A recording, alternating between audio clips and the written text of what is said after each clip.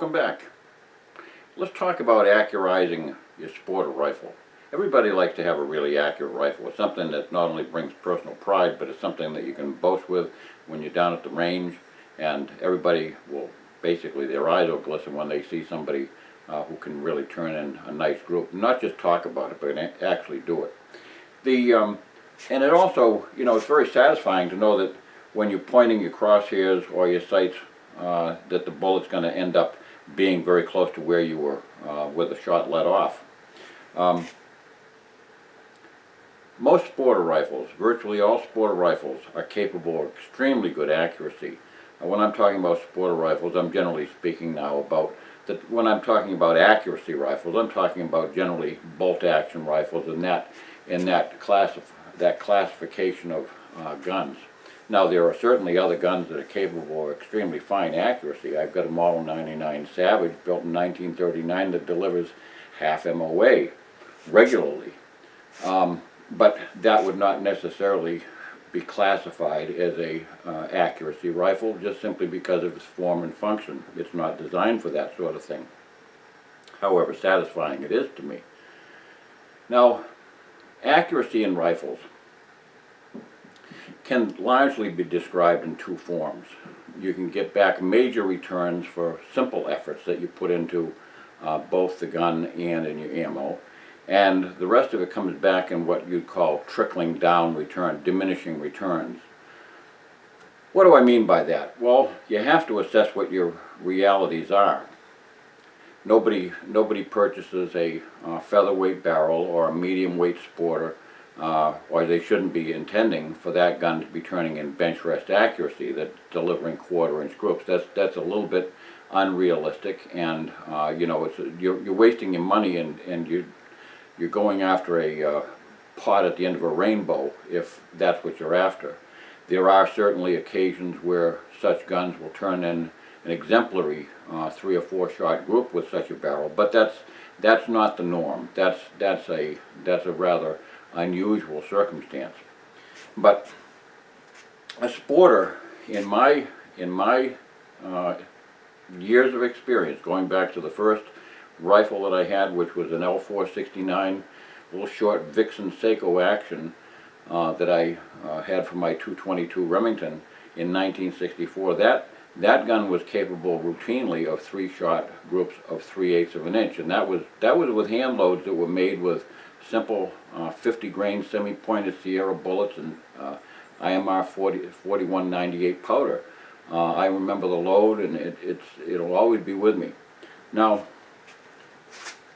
that gun had never been accurized. You'd say it never had a free-floating job. It never had a glass bedding job. It just simply shot the way it was, and that's very typical of rifles of that quality. Now, since then, I've owned approximately 30 different bolt-action rifles, most of them stock out of the box. A few others that were much higher, higher performance rifles than that. But we're talking about, when I'm addressing this issue, we're talking about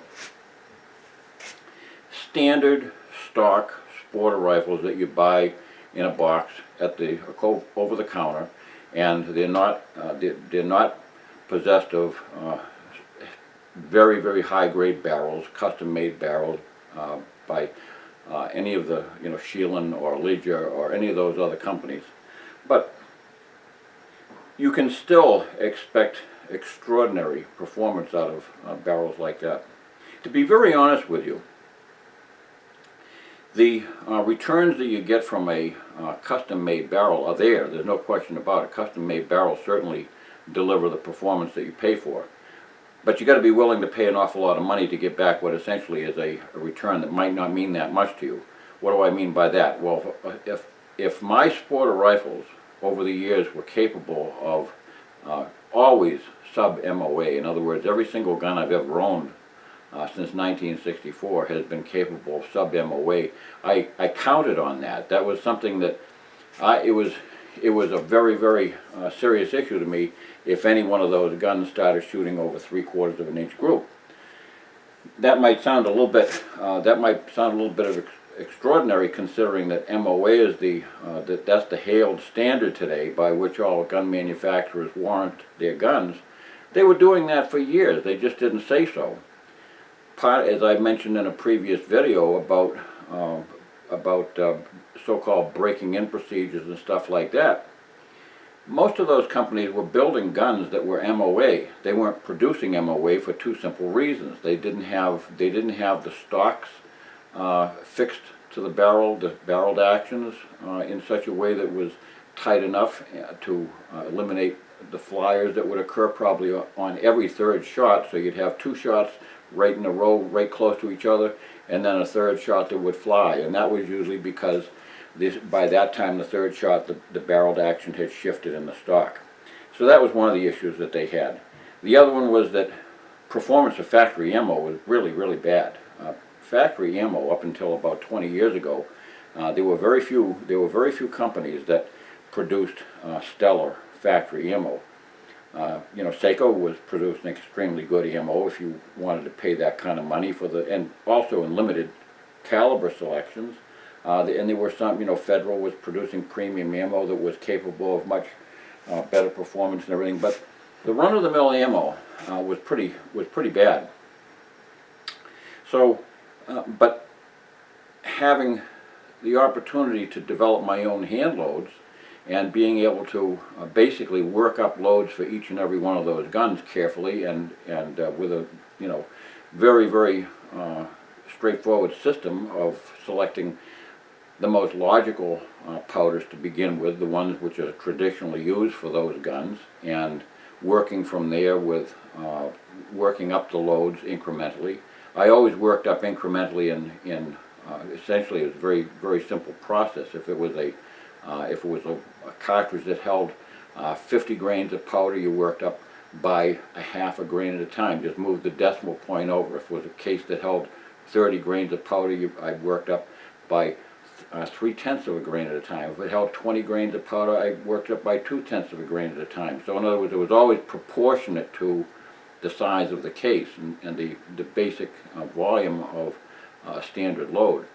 So those are some of the things that I did, and in doing that, and in selecting bullets, going through different bullets, starting out with the bullets which I always thought would be good starting points. Sierra has always been fabulous. You don't have to go out and buy boxes of 50 high performance bonded core bullets and everything to start, you know, squeezing out accuracy out of a gun. You know, just simply go buy yourself a box of 100 Sierras, and you know, any one of those Sierras, especially the flat-based bullets, you can work from there and develop a very good starting load. You know, and deer are not hard to kill. Deer are pretty simple creatures to put down. I've shot deer with Sierra bullets and no performance issues whatsoever. I never saw a need to put in petition bullets or anything like that. Perhaps if I was shooting deer with 243 or 6mm or maybe even you know, a light 25 or something like that, maybe I'd go for a heavier constructed bullet. But you know, deer are not difficult creatures to take down.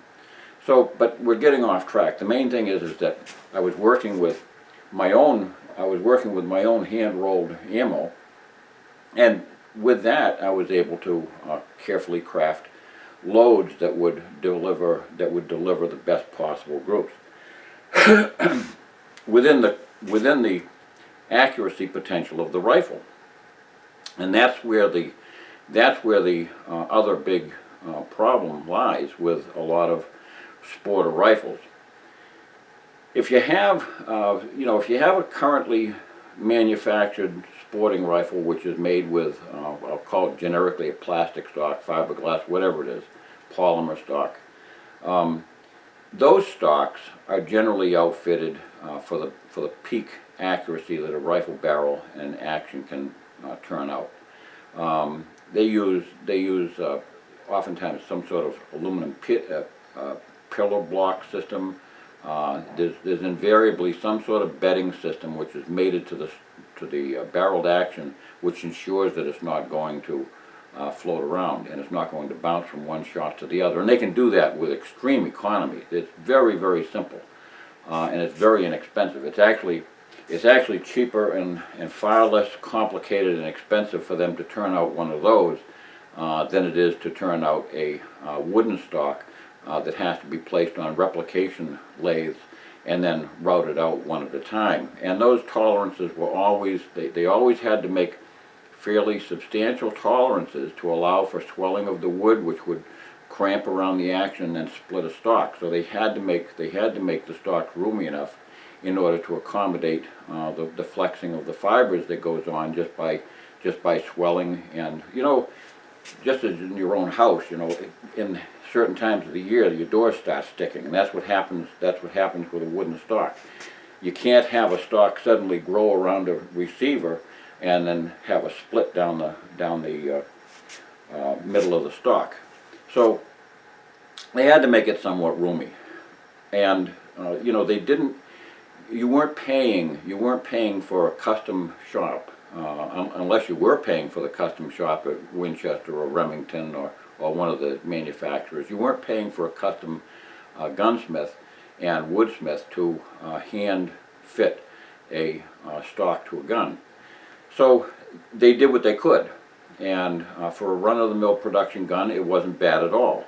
The stock conformation to the receiver was good enough for most sportsmen.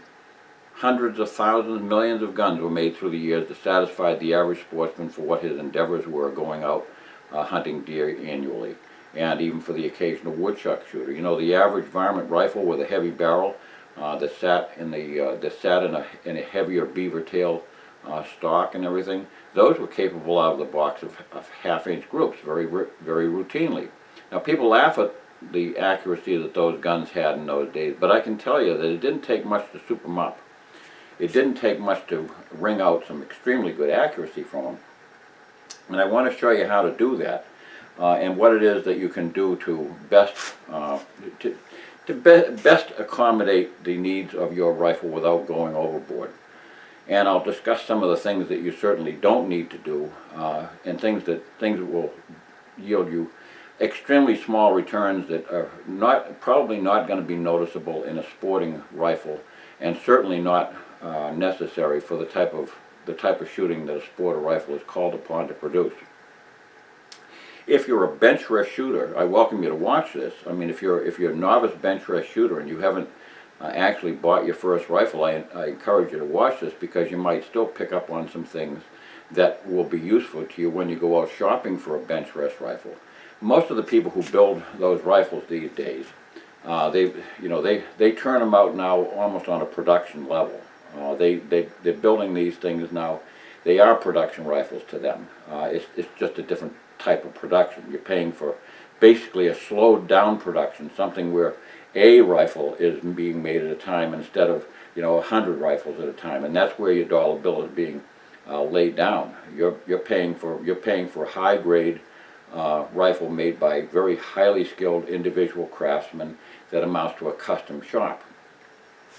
But if you're interested in basically customizing your sport rifle so that you can get very good accuracy out of it, there's certain things that you really can do to boost its accuracy, but without going crazy. And you don't have to get into all the different things that are being shown on YouTube, and you certainly don't have to invest a lot of money to do it. So let's crack open some examples of what we have for commercial rifles and see exactly what it is that you can start with. I'm always keeping my eye out for bargains, and the other day I was over to Wally World, and they happen to have this little gadget over there. This is it's called Gunmaster. It's $7.95 I paid for this. Now this has got every imaginable drive on it. It's got square drives. It's got Torx drive, all the way down to the smallest Torx drive. In fact, I'm not even sure if I had one that small before. And your regular blades and Phillips. And for $7.95, I remember years ago purchasing a similar system from a fairly well-known gunsmithing company, and I paid huge bucks for that at the time, and it didn't perform any better than this. And matter of fact, I think this performs better because it's cheaper, and cheaper is always good. So first of all, this rifle now is already accurized. I've already put some time into it to get some additional performance out of it, and it's shooting very well. This rifle right now is my 22-250. It's the 50th anniversary edition of the Remington Model 700. It's got a absolutely beautiful trigger. I've got it set to 2 1/4 pounds, and it's got a nice, I've demonstrated this on a previous video about the 22-250, but it's got a nice engraved floor plate that shows, depicts a scroll right here with 22-250. I'm not sure if it shows up in the video, and 50th anniversary 1965 to 2015. Pretty cool. And the trigger is nicely adjustable on this gun. But let's take a look and see what I did to it so far. Now, factory walnut stock rifles have traditionally been made with a raised pillar someplace in the fore end of the stock, and that was to basically provide upward pressure on the barrel so as to stabilize the entire barreled action, so that it wouldn't be squirrely and bounce from side to side. And it's a good system insofar as it goes. For a production rifle, that was the way that that was the easiest way to control barrel and stock movement within the stock in order to achieve the best possible accuracy for a run-of-the-mill factory rifle. All the manufacturers did it. It wasn't peculiar to any one industry. The gun industry is something that they share. There's no secrets. Everybody shares the same basic information. They've been doing it the same way for a very, very long time. Gun making is nothing new. But when you remove that pillar, when you remove that bedding block right there, all sorts of very bad things can happen, and they usually do. Never assume that you can simply achieve amazing accuracy by just simply hogging out wood and performing a free-floating barrel. A free-floated barrel without having the benefit of a tight-fitting action is going to get you in more bad places than good, because it's going to do exactly what the manufacturer knew it was going to do when he built it. It's going to basically, the barrel now having nothing to support it, no leverage to keep it in place, the entire barrel is going to shift side to side, and with that leverage it's going to move it within the receiver area. What you have to do in concert with that is you have to glass bed. Now it can get as complicated as getting somebody who is qualified with some good machinery, and you can machine out. You can get a pin router and all sorts of stuff, and you can systematically machine out wood, and you can insert a bedding block. That sort of thing I've done. To be very honest with you, the returns that you get in a sporter rifle are perhaps maybe an additional 1/8 of an inch at best. Once you get down to 3/4 of an inch accuracy in a 30-06 with a sporter rifle, to peel off another 1/4 of an inch off of that group on an average basis means an awful lot of effort, and most of the time it doesn't necessarily come. But what you can do is what has been traditionally been done for years. You can simply use any sort of plastic bedding material. Now, when I went to bed this, I found out that my box of Brownell's Acra glass had gone bad on me. So it went and cured itself overnight one day. So I just went over to the hardware store across the street, and I got myself some DevCon 2-part epoxy, and I mixed some brown dye with it. I did still have some brown dye from previous bedding operations, so I mixed that together, and I did a glass bedding job simply with DevCon. Now I've probably bedded more rifles with DevCon epoxy than I actually have with Acraglass. I can't say that there was a whit of difference, except for the fact that the DevCon epoxy was certainly a lot cheaper. It came out to, I think, the package came out to about less than $9 for a two-part epoxy, which you know, it's very stable. Just don't get the 5-minute epoxy. You want to have some working time. This is the stuff that dries and cures over a 24-hour period. What it essentially amounts to is just lightly, without going crazy. You don't ever want to remove all wood, because now if you do that, the action has no home. It'll just sink out of sight, and that's where you'll lose everything. Remember that this is all carefully machined out so that it fits the barreled action.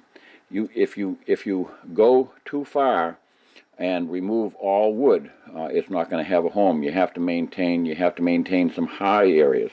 Let me see if I can show you what I mean now. Get out my old brooch here. You can see it looks like tiger stripes right here, back and forth, back and forth. These are the areas that I hogged out fairly deeply with a basically simply a Dremel tool, very carefully. You know, you want to make sure you guard this area with some masking tape and stuff, because those things can, and use it only on high RPM, because if that thing suddenly bounces on you, you're going to have an ugly scar here. That'll wipe out a beautiful finish in a heartbeat.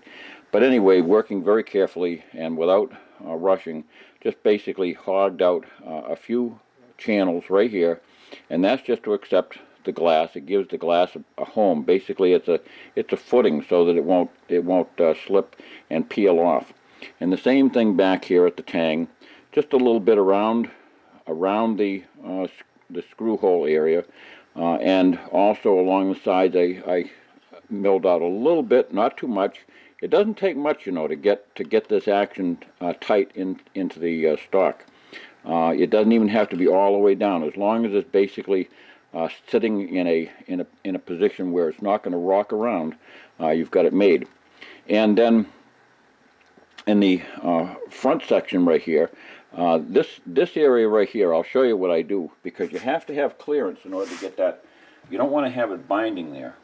That can split the stock, and it can also cause accuracy problems.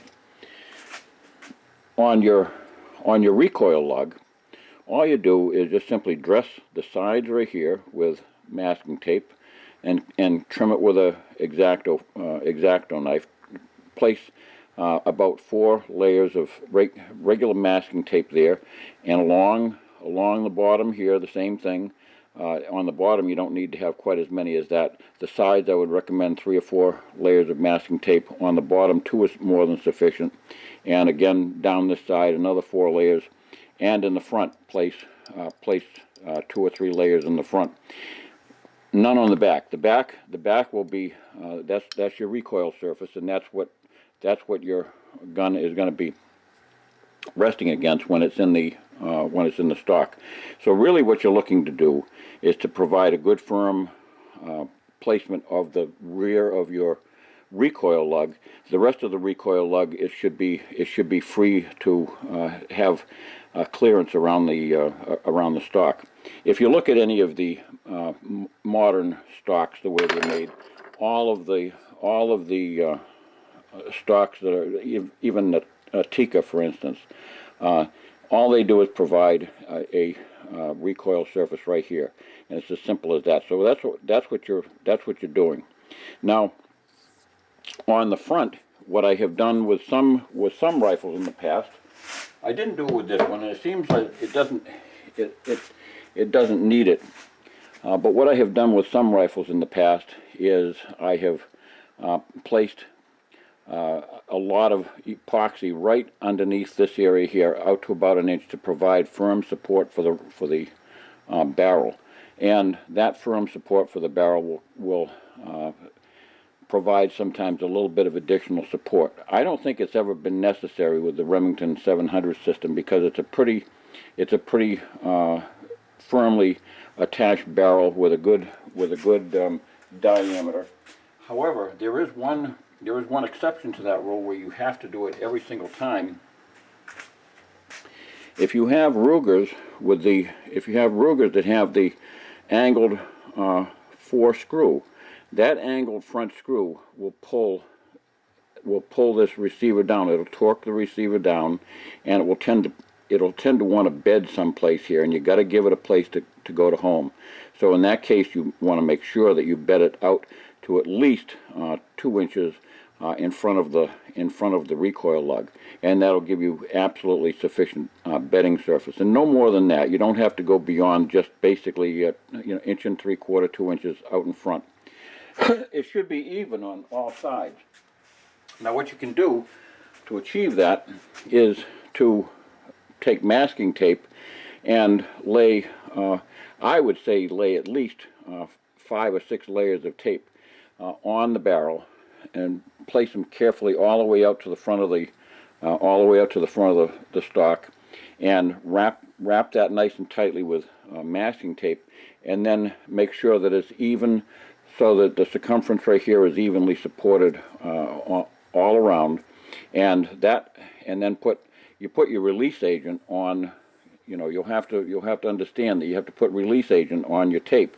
And I'm not going into glass bedding systems right now. I'm just telling you what it is that you can do. How to do it is another day, another video. But essentially, if you put your release agent on the tape, then the whole thing will come out, and that will give you your clearance back here and your bedding surface for your rifle barrel. Now, always, if you go running off to do this, you have to remove any place where epoxy can flow in and cause hooks. The easiest way to take care of that is just take some regular carpenter's putty, like they used to glaze windows with, or plumber's putty, and fill these holes in. If you can easily take your trigger mechanism off, take it off. Whatever you can remove it, because anything that epoxy wants to grab hold of, it will. And you don't want to have a nightmare of having a perfectly glued in rifle. You're going to have a very accurate rifle, because a lot of bench rest shooters years back used to glue their actions into the stock permanently, and many still do. But that's one of the first things that you can do to establish accuracy with regard to a barreled action, is to establish a nice uniform. This is not an awful lot of glass. It's not the amount that it has, it's the support that it has. So what it basically did was the epoxy, the 2-part epoxy, using those places where I routed out by hand, the 2-part epoxy basically just simply flowed around and filled in all the voids where there was a gap between metal and wood. And it basically provided, in some cases, probably less than a paper-thin shim of bedding compound. But that paper-thin, you can see how thin it is right here. That paper-thin shim was sufficient to take up any slop, any slack, and everything. So this stock now fits this literally like a glove. And again, back here you can see there's not much there. It just simply disappears, and that's all you need to do. You don't have to worry about whether this is not a supportive area of the stock. The barreled action supports itself. This is essentially just the cradle that you can hold the gun. Now, there are a lot of other gimmicks that are going around right now online. One of the biggest happens to be blueprinting actions. All right.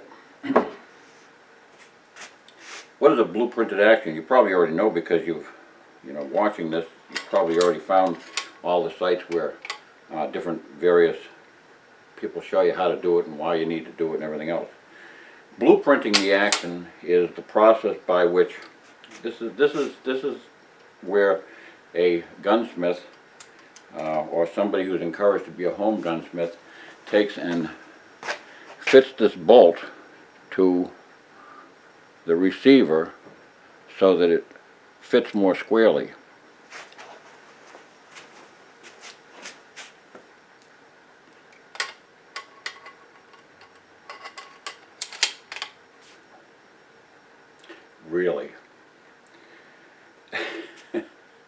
You know,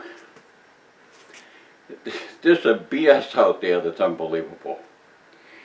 They pull out this machinery in some little shop, you know, somebody's got their Bridgeton, you know, milling machine and everything, and they got the oil flowing and there's metal being cut, and you just believe it or not, this gun was made on one of those machines, but it was much bigger and more precise. It was all computerized. Yeah, you know, there's nothing that you can do to blueprint an action that's going to establish any greater squareness than what they gave you here with this gun. This goes beyond the pale. You know, I would never let some clown take my gun and start running a milling machine around things and start using a drill press on my gun that has been made, because you know you're gonna end up buggering up your headspace.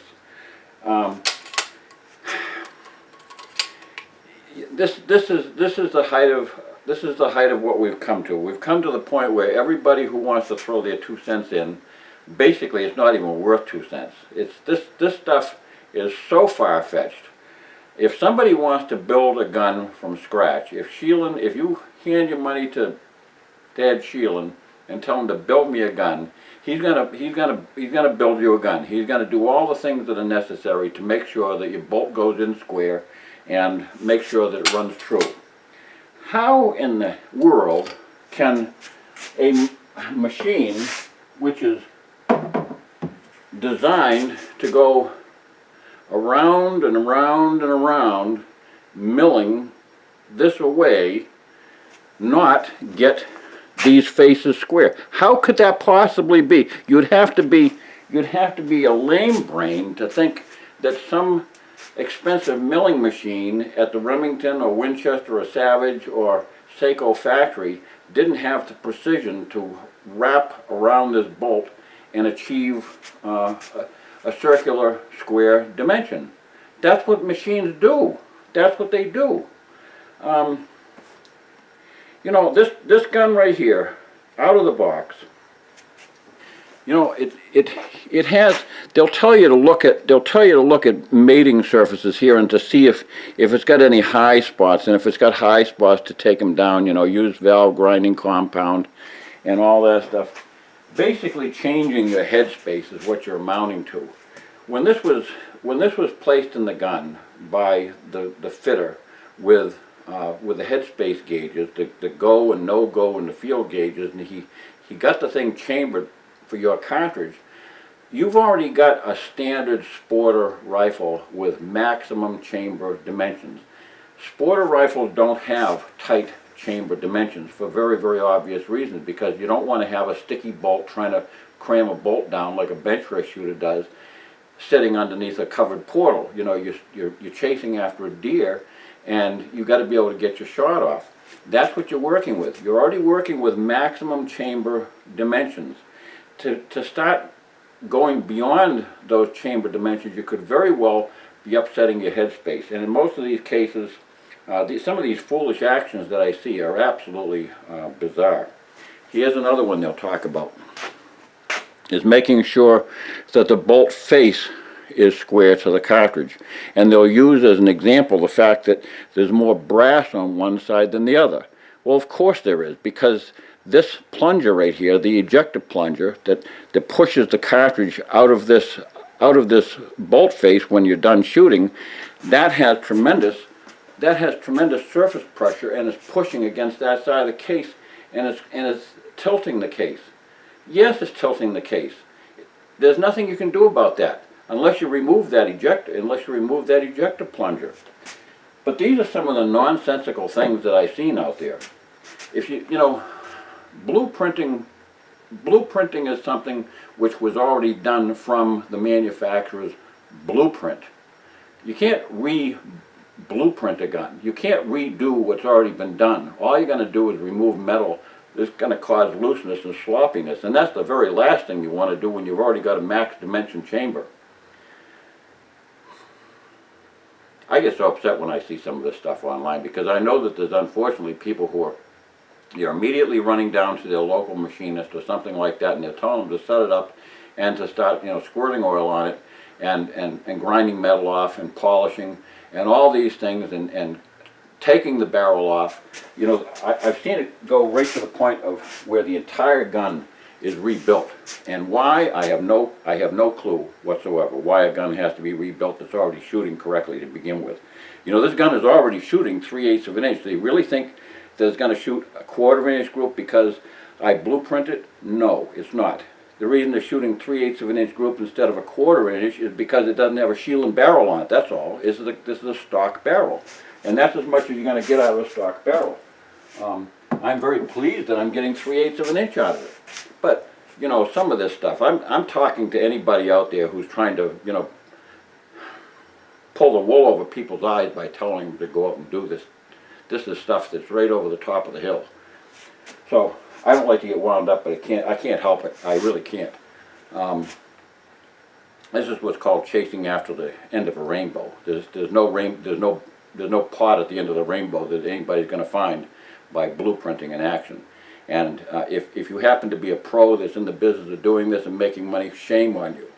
You know, shame on you. If you're building guns from scratch and you're blueprinting them, that's fine. But I'm talking about the guy who takes apart a perfectly good barreled action and starts monkeying with it and taking precious metal off that thing that was machined in to begin with, and all the dimensions were made according to manufacturer's spec. That is really, frankly, it amounts to fraud. So that's all I have to say on that. But don't worry about such things. The other things that are important to do is to make sure you have a good trigger. You know, most guns these days have got extremely fine triggers. You know, that's one of the things that everybody who's writing a magazine article in the NRA and stuff, you know, is comparing various triggers, trigger pulls and crispness and all that, and they give you great details about how they felt it and everything, which sometimes I find it to be rather subjective information and not at all objective. But you know, these have got very good triggers. Most of them are very adjustable. This one here, like I say, I've got it adjusted down to 2 1/4 pounds. It's extremely crisp, like a piece of broken glass, that proverbial broken glass. So that's essential. If you have having a creepy trigger is not going to yield top accuracy, because that's going to constantly cause your crosshairs are going to move every single time that comes back just another itch on the trigger pull. So it should have no creep. It should have no long travel. It should anything like that. Basically, a good bolt action trigger should just snap and break free. I don't recommend necessarily 2 1/4 pounds. Some people 3 1/2 pounds are going to feel more than light enough. The average hunting rifle, I would say 3 1/2 to 3 1/4 pounds is more than sufficient for the average hunting rifle. A varmint rifle, I think it needs to come down to about 2 1/2, maybe 2 1/4 pounds. If you and watch my video on trigger pull. You know, even though I'm demonstrating sometimes with a handgun, trigger pull still is the same thing. So watch my video on trigger pull, and you'll understand the correct concept behind that. Now, let's take apart another gun and see a different way they put them together.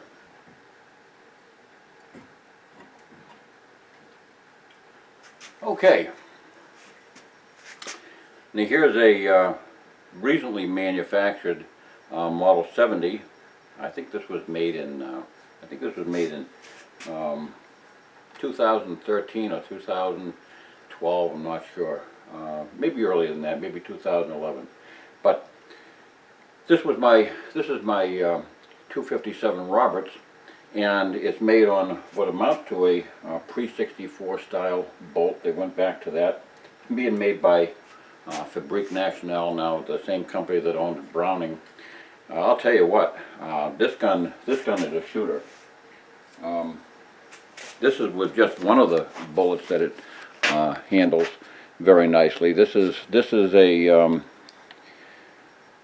let's see, 85 grain ballistic tip and Varget powder, 4 shots into .335. You know, that you can take to the bank any day. That's a really nice shooting rifle, and that naturally that's not the final resting place for that group. The group is now up yonder, up here, so I can shoot way out there. But that's what that gun does with just standard. This is not Lapua cases or anything. These are just standard Remington cases, and it's a very speedy load. This is really getting out there in a hurry. Maximum velocity, and this is part of the reason why it's a stock rifle. This is the way this rifle shoots out of the box, and if you look inside, lo and behold, you got glass bedding right up here. You got this is fine stuff. It's a very dense polymer. I would say that it's some form of it's probably Acra glass or Devcon or whatever, but it's nicely inletted. They obviously machined that into place right from the get-go. It's got the appropriate clearance on front, sides, and bottom. I've already checked that. And as I showed you, it doesn't need to have any along the sides here. But then when you get to the back, it's also got another. There's glass inletted into this spot right here. So the tang is properly supported, and you can see it's actually a square bridge right there, so that a square abutment, so that it handles recoil right there too. So it doesn't split the stock. You've got a square recoil position there instead of the screw possibly banging into the stock and causing a split. They did a really nice job with that. And being a featherweight, this is the featherweight model. So it's got the Schnabel fore-end tip and the fancy engraved checkering. But if you notice, they machined out some wood in the fore-end here to reduce the weight while still providing more than adequate support. This is a totally free-floated barrel. Gun shoots like a dream. The worst load that I have with this is 120 grain bullets to shoot 7/8 of an inch all the time, and that's the worst load. If that's my worst load, I'm in good shape. 100 grain bullets, always around 3/8 of an inch or so.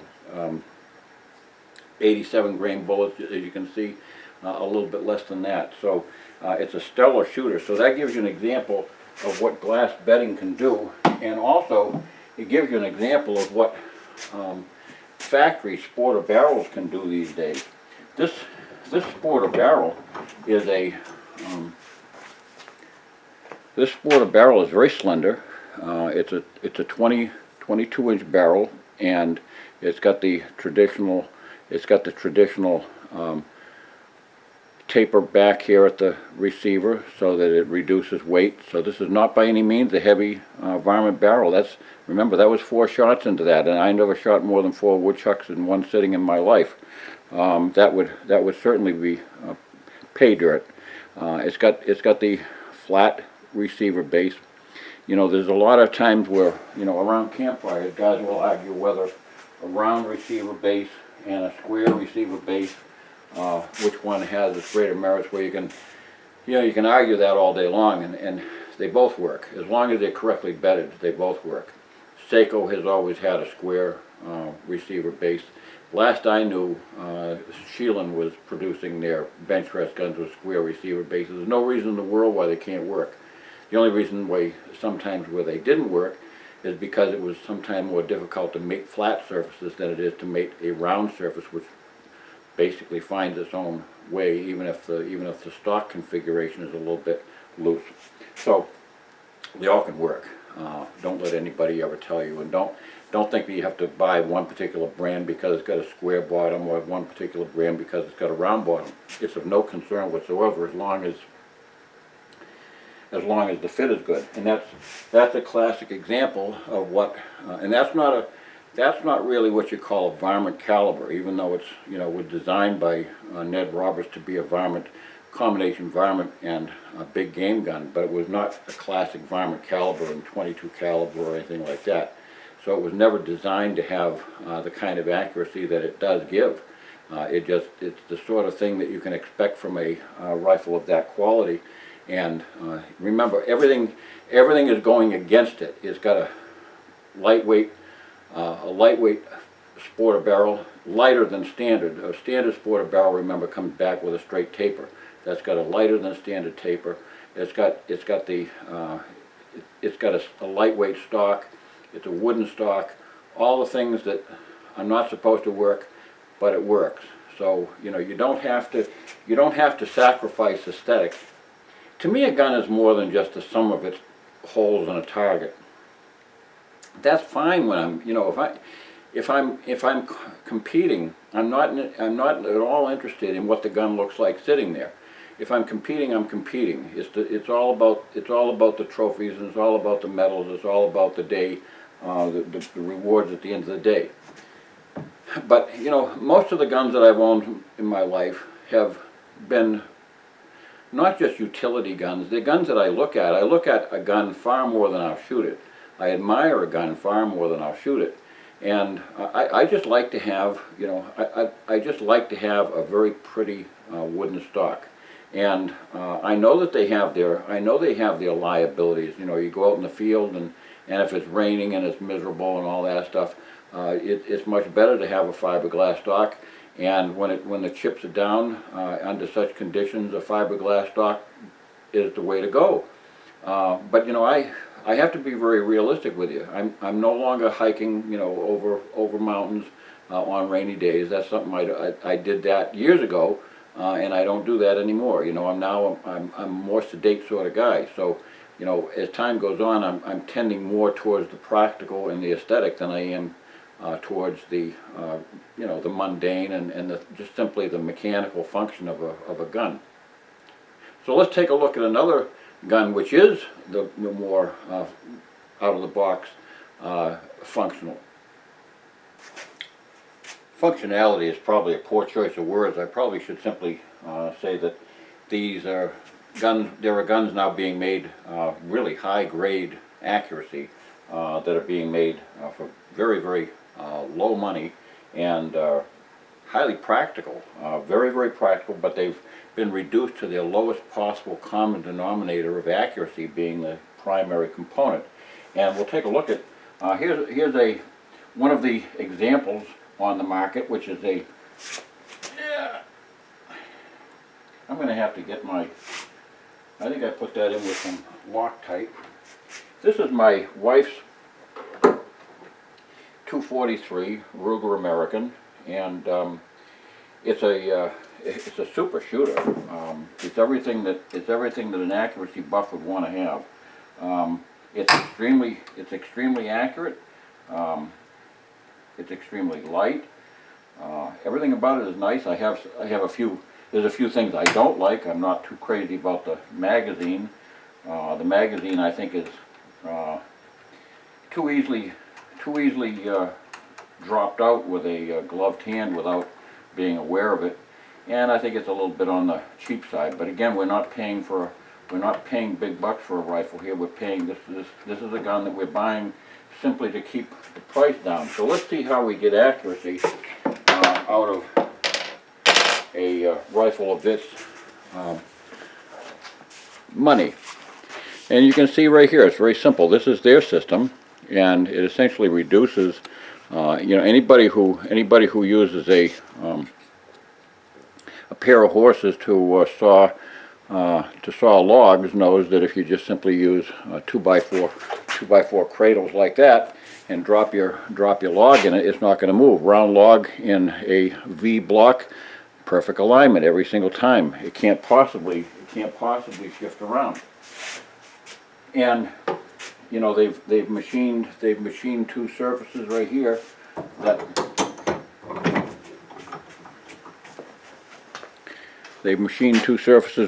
that further bring that mating into play. Frankly, I'm not sure why they needed to be machined to flats like that, because I think the round receiver would have done the same job, but perhaps that keeps it. They did more engineering and research and development work on it than I am doing simply in my head. So obviously it works. It works very nicely. And the fact that it comes to The fact that it comes to resting positions that are not all the way across, I don't worry about that sort of thing in the least. Bearing surfaces, wherever they bear, and they're not going to move. There's nothing that's going to further chafe that and cause it to change its position. But you know, all in all, you know, it's a bargain. It's a bargain of the best sort. You know, you pay your money, and you get what you get. And I think it's you know, here's a gun that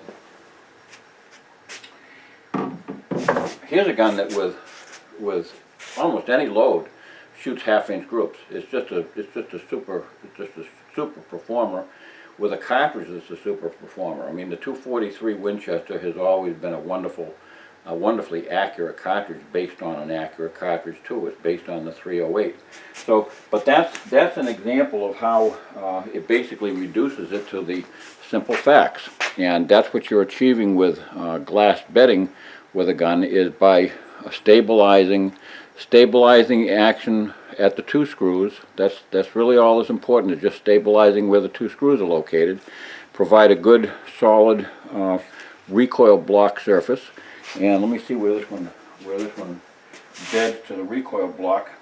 I guess it just simply beds the recoil surface is where those machined surfaces are in the receiver that I showed you, so that it beds on all those.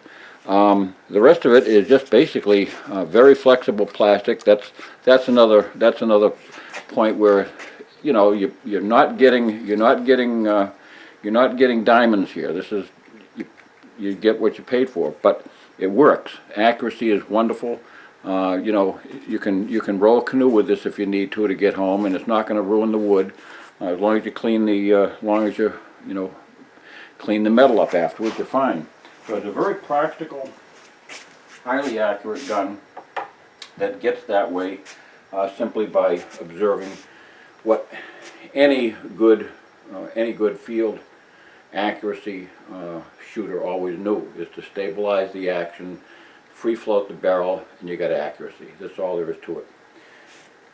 As far as what sort of accuracy, and I mentioned this in a previous video, what sort of accuracy can you expect out of a sporter barrel, and which brands are the best? Well, over the 30 rifles that I've owned through the years, Browning, Seiko, Savage, Remington, Winchester, Ruger,